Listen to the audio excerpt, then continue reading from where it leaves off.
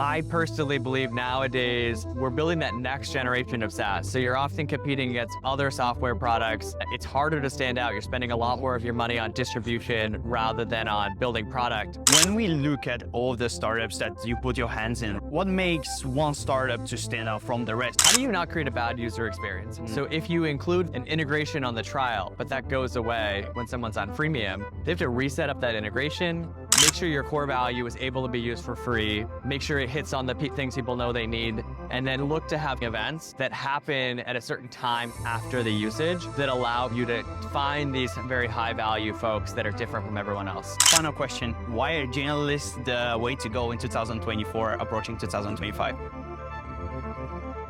All right, welcome to another podcast episode of Grow with the Flow. I'm rather new face, but from the name of the company, Kyle, thank you very much for being able to have a podcast recording with us. Thanks for inviting me. I do believe that everybody who works in SaaS and specifically marketing and growth happens to know you quite well. But do you mind sharing a little bit more about yourself, who you are and what you do? Yeah, so I'm a software operator and investor. Formerly was operating partner in OpenView for 8.5 years. And before that was at Simon Kucher for 6 years. But I'm just a nerd about how SaaS companies grow, how they find product market fit and then how they take the signs of product market fit and build a real business around it. The passion started with, being part of a family of small business owners. My dad and 4 of my uncles and my grandfather all started their own businesses, right? So I grew up around that my whole life. And I love sharing what I'm learning back with other people. And so I write a newsletter called Growth Unhinged that reaches about 55,000 people. And that's my passion project. It's my own product I get to grow. I don't believe that many people know that you are operating partner and what you do outside of Growth Unhinged. So do you mind actually sharing a little bit more about that? What type of startups do you invest and what's the drill with that one? So in general, focused on startups that are showing signs of product market fit, right? So have some initial revenue, have customers that love the product and are building that emerging kind of go-to-market repeatability around their product. So have interesting differentiated products and are ready to put their foot on the gas. And then are looking for a partner that is able to provide kind of an operating value add component alongside the capital. For how long have you been doing that actually? So I've been in the essentially venture and kind of growth equity space for the last 9 years now. And when we look at all the startups that you put your hands in, right? What makes one startup to stand out from the rest? What are the patterns that you see happening within the top startups that is going on, being on a product level, on a marketing level, on a growth level? What is that thing that the best startup founders do? I used to think that the best startups were the ones that were operationally the most sophisticated. And in some cases that's true, but in many cases it's that the pull of product market fit is so strong that you're just kind of keeping up with that demand. And then you can build even more sustained growth or faster growth by optimizing that motion. And so I look for folks that have something really special around their product. And it's kind of counterintuitive for folks where maybe they follow that MVP methodology, right, where if they weren't embarrassed with what they shipped too late. I personally believe nowadays we're building that next generation of SaaS. So you're often competing against other software products. It's harder to stand out. You're spending a lot more of your money on distribution rather than on building product. And so if you agree with that, you really have to have something special around what you're building. Otherwise, go-to-market becomes insanely challenging. And so I look for things like, what's the usage retention around a product? Are people cramming their usage into short bursts and then, coming back a couple of weeks later? Or are they using the product consistently day in, day out? Are they deepening their usage over time? Or do they actually kind of use it initially and then trickle off? Are they telling other people proactively, whether in their company, outside of their company, on social media? If you find those signals of a lot of community around the product, deepening usage and word of mouth, then that kind of product market fit is so clear that go-to-market becomes actually really fun because you're essentially just putting fuel to the fire. I happen to also give an interview around product market fit. And I do think also the topic is very interesting because it's not a one-time thing, right? You need to continuously look for it, whether you launch new features, you go market, you do marketing expansions or whatsoever. You spoke recently about a new emerging playbook for startups, right? Do you mind sharing a little bit more about that? And what specifically caught actually my attention, and I comment under your post for it, is what is a remarkable MVP or minimum remarkable product?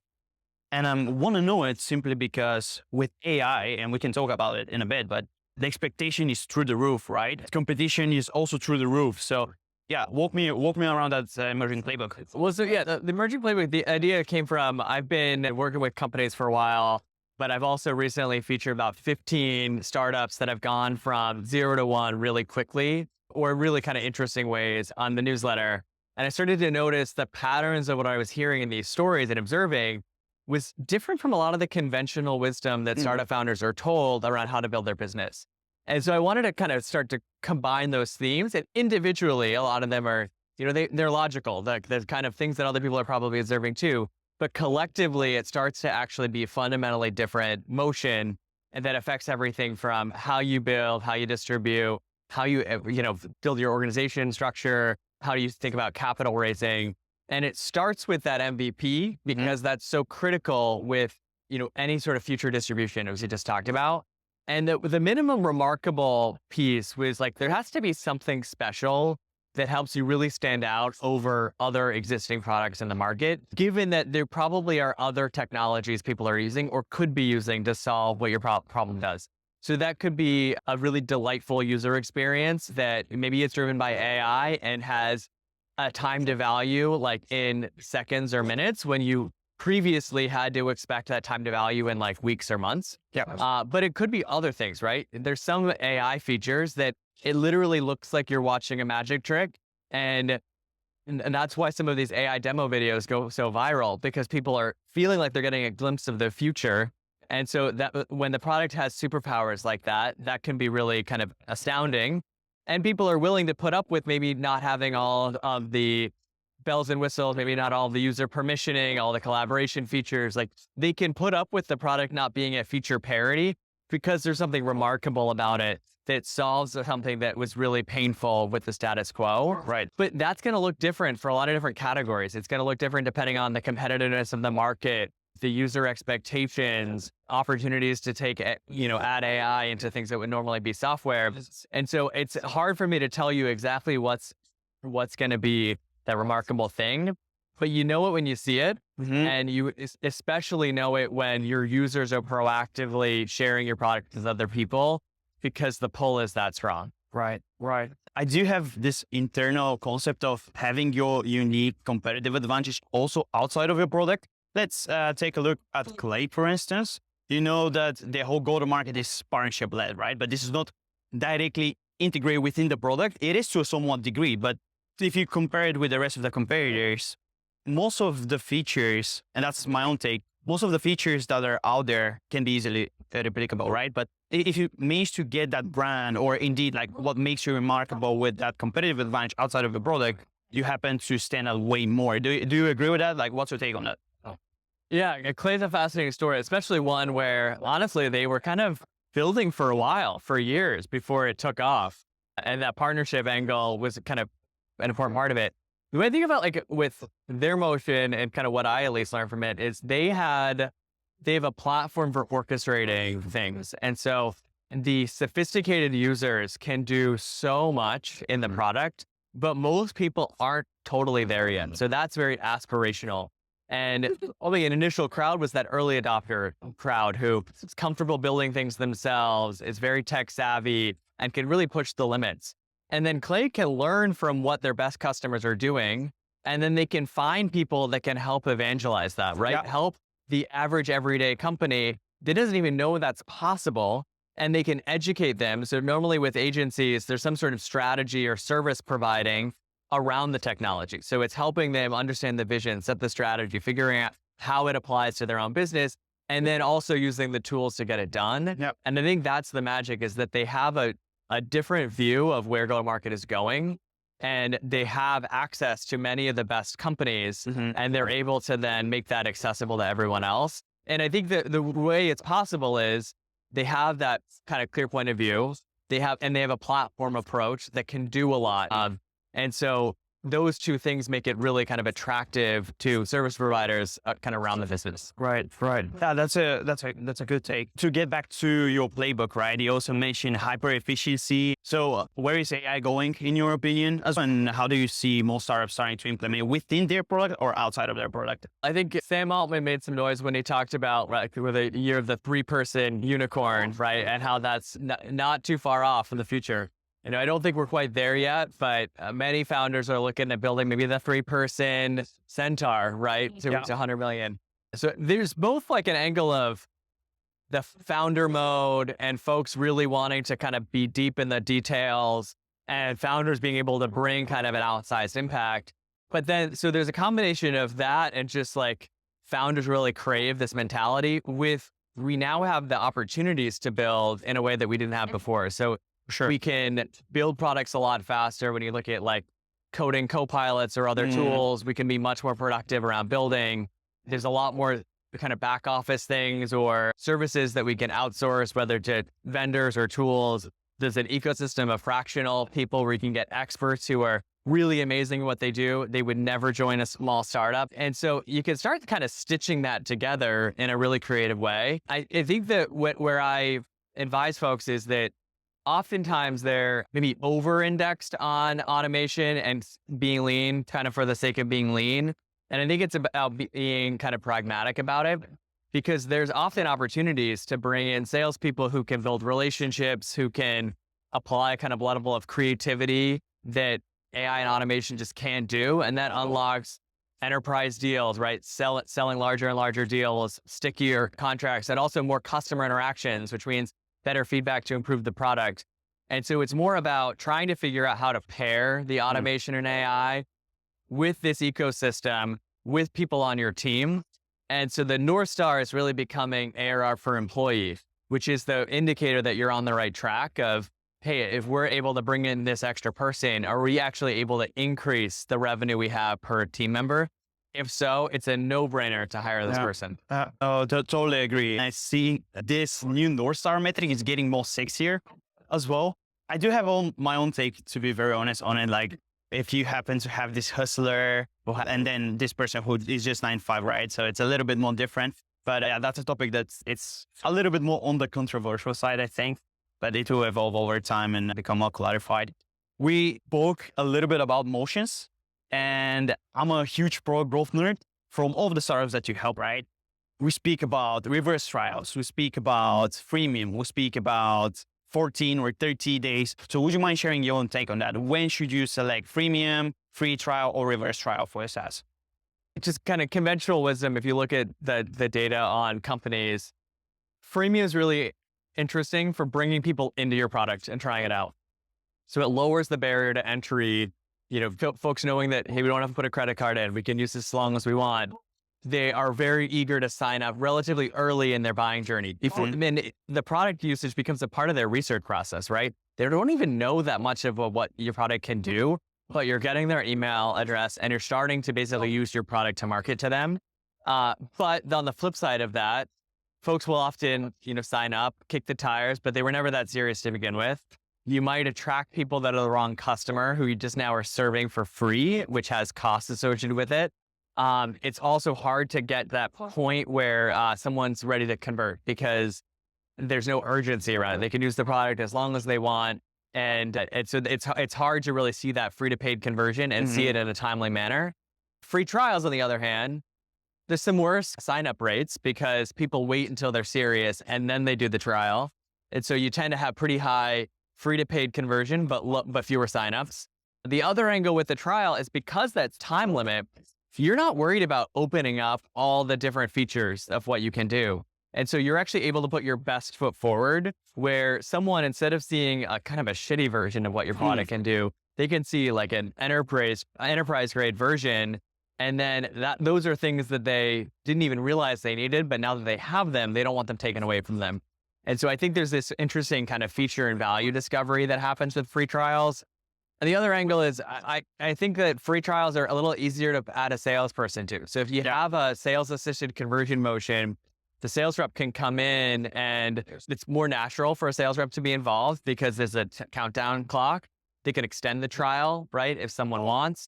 maybe if they take a demo. And so you often see that free trials are a little better at kind of getting higher deal sizes, faster conversion, and just higher conversion rate. And into the current environment, that's appealing for a lot of people. Yeah. But reverse trials, which were coined by Elena Verna, offer this interesting kind of best of both worlds, where you get a lot of the benefits of the free trial, and you even benefit from loss aversion, where at the end of that trial, people see things taken away from them that they didn't realize they needed, but once they're gone, it's like, I really wanted to have access to those. Yeah. And so it takes the best of both worlds, and you're often able to see the high rate of signups and high conversion. And that's a really kind of amazing value proposition. I've talked to folks, like I recently profiled Lemlist, but there's a number of companies that have moved to reverse trials and seen, much better kind of funnel metrics as a result. The challenge that people need to kind of think about, though, is how do you not create a bad user experience? So if you include an integration on the trial, but that goes away when someone's on freemium, they have to reset up that integration. Are you just like taking in that data, but not giving them access to it? And then now are there like security concerns going on? It can be a really challenging, confusing experience for someone to try something out and kind of fall in love with it and no longer be able to use it. And so you have to find that delicate balance of what you give away for free and what you don't, and how you communicate it. Ideally, you kind of position it as a gift, right? They get access to these things that would normally be locked, and it's pretty transparent around it, but it's much easier said than done. Absolutely. 2 points that came out of this answer is, first thing first, how do you manage to find what to give for free? I think a lot of SaaS founders struggle with that, around finding their core value and, the supplementary features around it. So how do you go for that? How do you know which features to give for free and which to include in other plans? It's a really tough decision. There is some trial and error that often happens and some soul searching. The way I often think about it is core known needs of your users are normally the core things you give away for free. If the user doesn't know they need it when they sign up, but they realize they need it maybe after to get even more value, those are kind of an interesting differentiator, right? So it's like, what is someone searching for? What's their intent when they sign up? If you ask them why they signed up, what are the things they want to do versus what are the things that you start noticing they do in month 2, month 3, month 4, that's an interesting angle.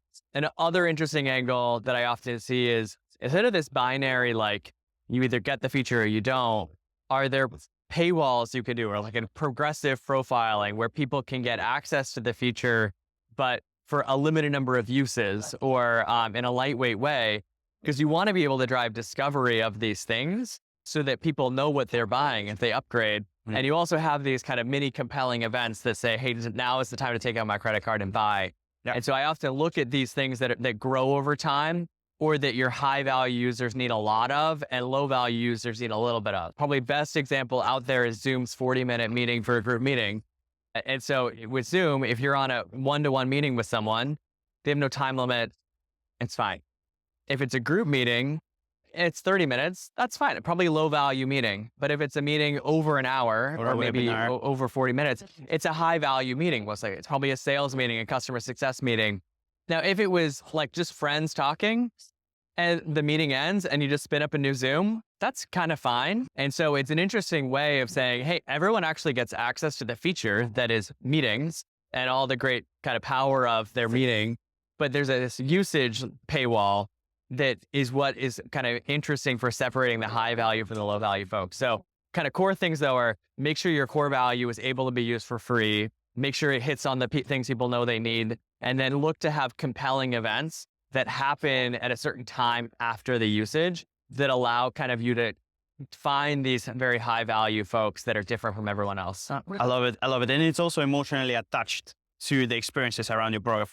For instance, indeed, in your case, it will be super annoying or even shameful to send another link to, to your prospect or whatsoever. Awesome. I want to stop talking about others and a little bit more about you when it comes to Growth Unhinged. We're building at the moment our media brand engine, and I do believe that you are doing an amazing job with that. So tell me a little bit more about Growth Unhinged. How do you get to the level that you are right now? Well, I mean, first of all, it's taken time, right? So I've been doing it for 3.5 years now. And when I started Growth Unhinged, the first month I went from like 0 to 1,000 subscribers. I was like, oh man, everyone loves this. This is great. Then it took 18 months to get to like 5,000. Yeah. It was a lot of writing and not a lot of feedback and not a lot of growth, frankly. And then finally, you know, at that 18-month mark, things started to really take off. And I've gone from 5,000 to almost 60,000 now. And so things kind of snowballed over time. But I think the first thing is be patient, right? Keep going, even though it might not look like it's taking off right away. That's totally fine. And you can learn a lot from your audience. Mm-hmm. And so for me, I was able to see what were people opening, what were they sharing, were they clicking through, what were the kinds of pieces that really resonated, and do a lot more of those. Mm-hmm. The other angle for me, content should ideally be a flywheel that's created with your users mm-hmm. or your community, and that kind of gets better and better over time. And so I think about that as like the old approach was, hey, let's write a post and then we'll distribute it. Maybe we'll put it in a newsletter. Maybe we'll post about it on social. That's kind of the end of it. A better approach might be, hey, have a conversation about a topic. So know that it's resonating with your target audience because it's top of mind for them. Maybe it comes from a question they asked. Post about it on social. See if that social post performs. If it does, look at who's commenting on it. Have a conversation with them about it. Go deeper on it. If that resonates, write a newsletter on it. Share that newsletter back on social. Maybe then hop on a podcast talking about that same topic. You might also start to get some outreach from your community about thoughts on it. So then you can actually go deeper with a follow-up post, interviewing someone with a case study on that thing you just wrote about.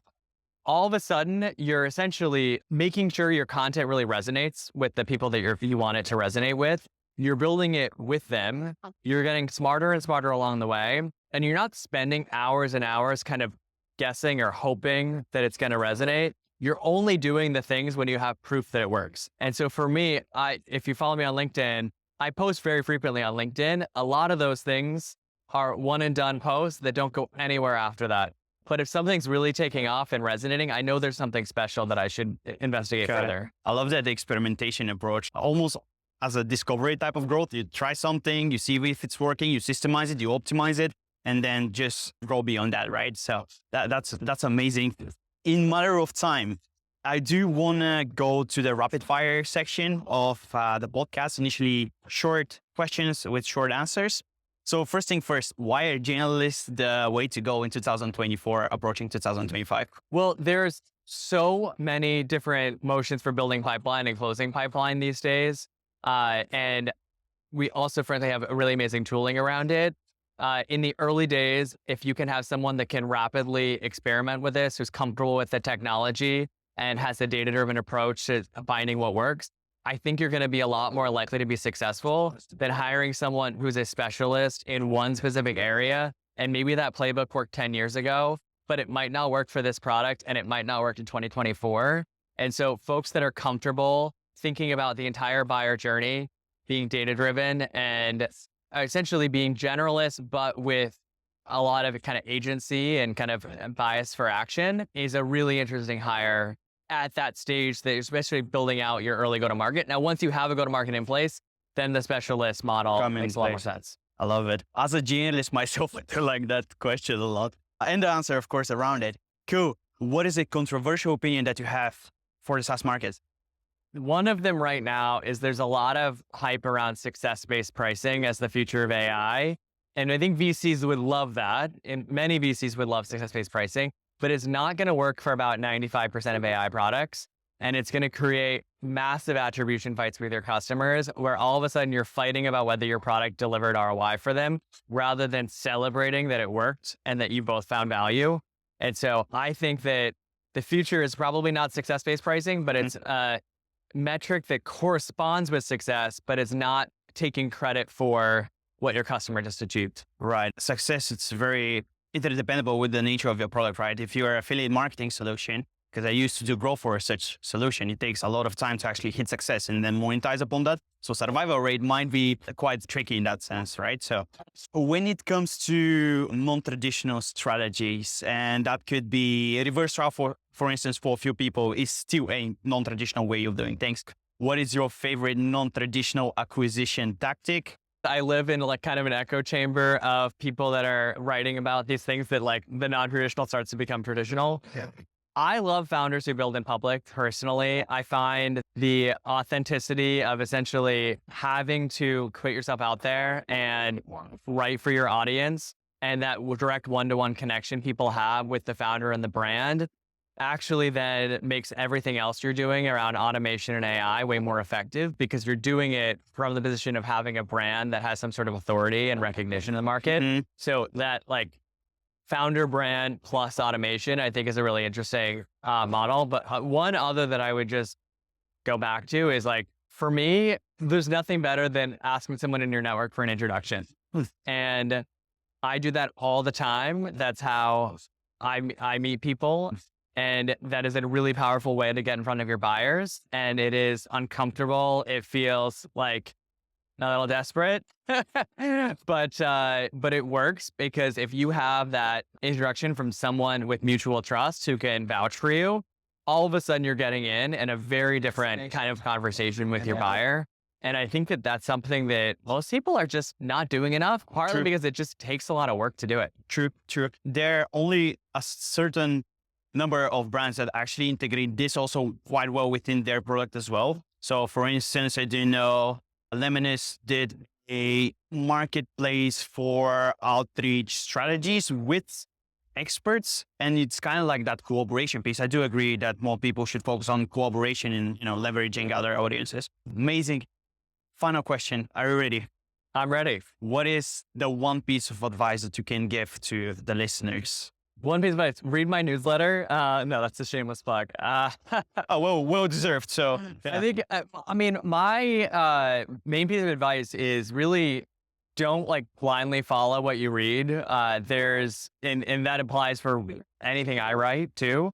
There's a nuance where there's a context, there's a problem that someone was solving for, there's a specific product, a specific market, and also that what is published is not always the full story. And so instead of kind of taking that and running with it as is, take that as inspiration, but build something that's really specific for your circumstances. And I think that I see a lot of hype in software, like we saw with product-led growth, where it worked really well for a lot of folks. A lot of people jumped on the bandwagon. It didn't work so well for them because they weren't applying the principles in a specific way for their product. I've seen it with ABM. We are an industry that loves to find kind of that next trend. I'm worried we're going to find it with kind of signal-based selling right now, but there's value in a lot of these concepts, but you really need to kind of be first principles based in how you apply them. Absolutely. It's fundamentally important to understand the root cause of why these things also exist and try to create even your own frameworks around it. Simply because if we speak about funnels, the funnel of a VC fund wouldn't look the same as the funnel of any other SaaS brand. So definitely, I do love that. Cool, Kyle. Thank you very much for coming to the podcast. And I hope to see you soon. Yeah, thanks for having me on. Awesome.